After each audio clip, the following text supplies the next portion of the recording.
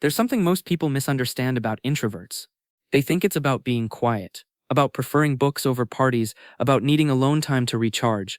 And sure, that's part of it. But what they don't see is what happens beneath the surface. The parts introverts rarely talk about, the dark corners of a mind that never stops running. Because here's the truth, nobody wants to admit. Being an introvert isn't just a personality preference. It's living with an internal world so loud, so overwhelming, that the external one often feels unbearable. It's carrying conversations in your head for hours after they've ended. It's replaying every word you said, analyzing every facial expression, wondering if you said too much or not enough. It's the exhaustion that nobody sees. The kind that doesn't come from doing too much, but from feeling too much, thinking too much, processing too much. And that's where the darkness begins. See, introverts don't just observe the world, they absorb it. Every emotion in a room, every tension, every unspoken word, every emotion in a room, every tension, every unspoken word. And while everyone else moves through life at surface level, introverts are drowning in depth. They're noticing the micro-expressions, the tone shifts, the silences that speak louder than words. That's not a gift, it's a burden, because when you see and feel everything, you can never just exist. You're always analyzing, always questioning, always trapped inside your own mind. Psychologists talk about something called overstimulation. For introverts, the world isn't just loud. It's violently loud, crowds feel like static, small talk feels like suffocation. Even positive social interactions, the ones they enjoy, drain them. Not because they don't care, but because caring costs them everything. Every conversation is energy spent, every smile is effort made. And when they finally retreat, when they finally close the door and sit in silence, people think they're resting, but they're not. They're still processing, still replaying, still analyzing, because an introvert's mind never quiets. It's a constant stream of thoughts, scenarios, worries, what-ifs. It's exhausting in ways nobody who doesn't live it can understand.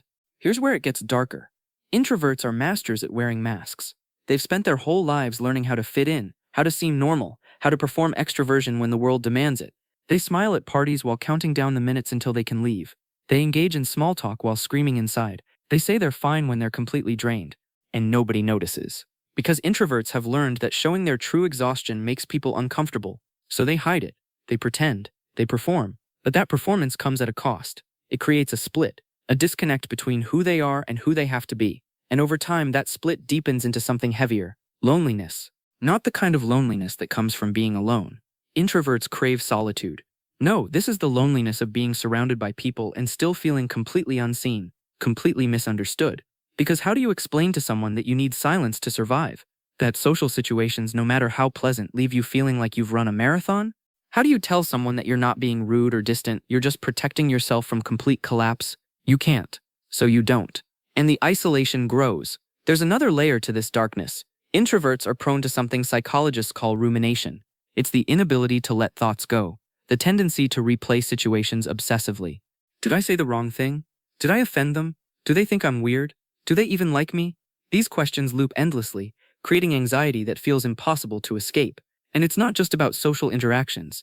Introverts ruminate about everything. Past mistakes, future possibilities, worst-case scenarios. Their minds are battlegrounds of overthinking. They don't just think about what happened, they think about what could have happened, what should have happened, what might happen next. It's mental exhaustion disguised as personality. And while everyone else sleeps peacefully, introverts lie awake replaying conversations from 3 years ago, analyzing tone, dissecting meaning, torturing themselves with imagined judgments. That's the dark side nobody talks about. The way an introvert's greatest strength, their depth, their insight, their sensitivity, becomes their greatest weakness. It becomes their prison, because they can't turn it off. They can't stop noticing. They can't stop feeling. They're trapped in a mind that sees too much, feels too deeply, and never rests. Here's what makes it even harder. Society doesn't understand introverts. It rewards extroversion. It praises the loud, the social, the visible. It tells introverts they need to change. Be more outgoing. Be more social. Put yourself out there.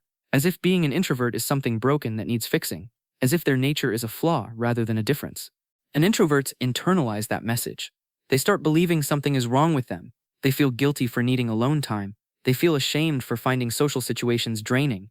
They push themselves to be more extroverted, to attend more events, to say yes when every fiber of their being is screaming no.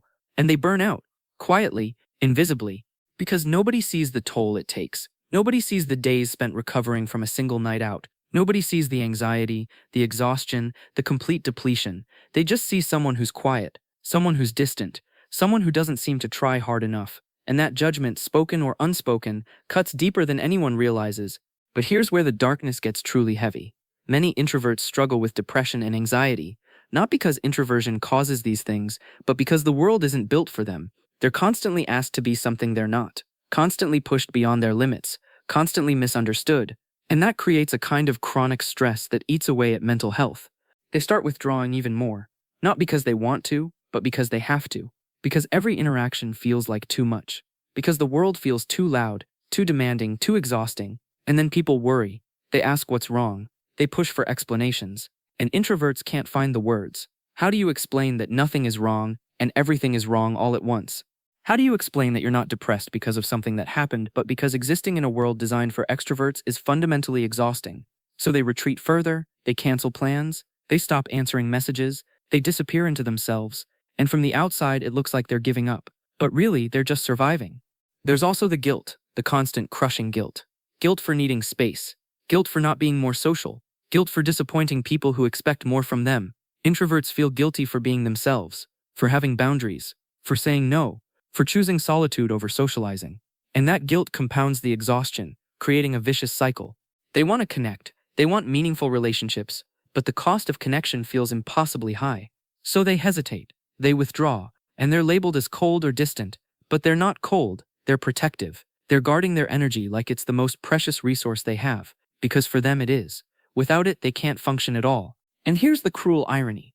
The deeper an introvert's inner world, the lonelier they feel. Because few people can access that depth. Few people have the patience to sit in silence. They crave connection that goes beyond surface level. They want conversations that matter, relationships that feel real, but those are rare. So they settle for shallow interactions that leave them emptier. They smile through small talk while dying inside.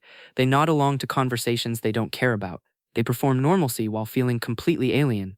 And at the end of the day, they're left wondering if anyone truly knows them, if anyone sees past the mask, if anyone understands the universe they carry inside their minds. That's the loneliest feeling in the world. Being surrounded by people and still feeling completely alone. Being in relationships where you're never fully seen, never fully understood. Some introverts cope by retreating into fantasy. Books, movies, video games, anything that offers escape from the overwhelming reality of existence. It's not avoidance, it's survival. Because in those worlds, they don't have to perform. They don't have to explain themselves. They can just exist. And sometimes, that's the only peace they get. But that escape comes with its own darkness. The more time they spend alone, the harder it becomes to re-enter the world. Social skills atrophy. Anxiety grows. The gap widens. They know they should reach out. They know isolation isn't healthy, but the thought of engaging feels impossible. So they stay stuck, trapped between loneliness and the fear of connection. And nobody talks about this. Nobody talks about the introverts who are struggling, who are barely holding on, who are exhausted from simply existing in a world that demands too much. We romanticize introversion. We call it depth, sensitivity, thoughtfulness. And it is those things. But it's also pain. It's also struggle. It's also a daily battle nobody sees. Because introverts are good at hiding. They've had to be. They've learned to smile when they're breaking, to engage when they're empty, to exist when they want to disappear. And maybe that's the darkest part of all. The way introverts carry so much inside and nobody knows, the way they suffer quietly, privately, invisibly. They don't ask for help, they don't complain, they just endure, and they hope that someday someone will understand. Someone will see past the quiet exterior to the storm raging inside. But until then, they live in the shadows of their own minds.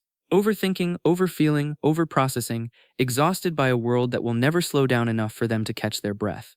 And maybe that's what people need to understand about introverts. They're not just quiet, they're not just shy. They're warriors fighting battles nobody sees. They're carrying entire worlds inside them. Worlds of thoughts, emotions, observations, insights.